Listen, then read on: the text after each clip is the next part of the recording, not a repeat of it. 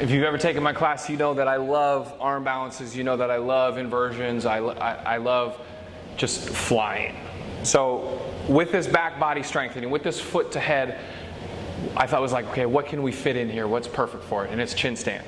The chin stand's perfect for it because we have to use the back body to get the hips up and over, or else it's just not going to work, right? If we can't get the hips over the shoulders, over the elbows, over the wrists, we can't find chin stand.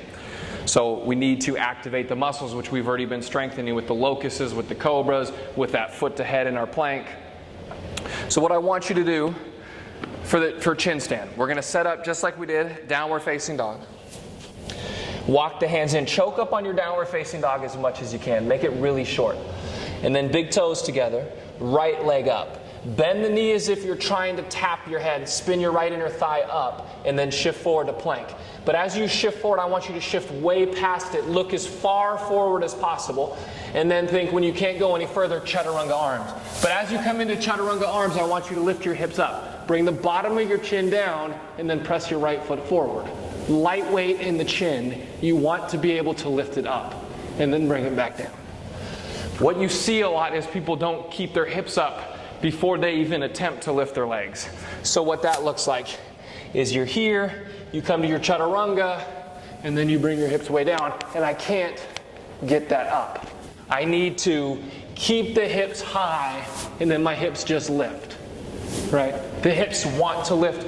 If you're pressing that lifted leg forward, and your hips are high, those hips are just automatically going to lift. Now what you see a lot is people put their nose, they put their mouth on the mat. It's not face stand, right?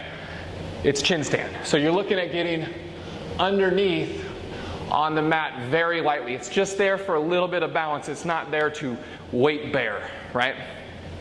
If you're not comfortable with your chin on the mat, grab your 2 blocks.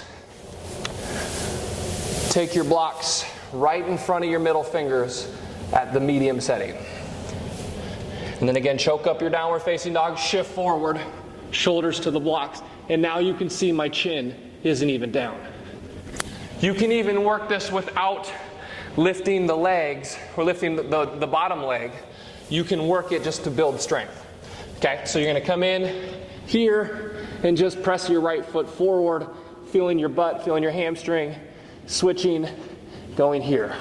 Okay, not even like lifting that back leg. And then you can also just say, no thank you. Embryo pose.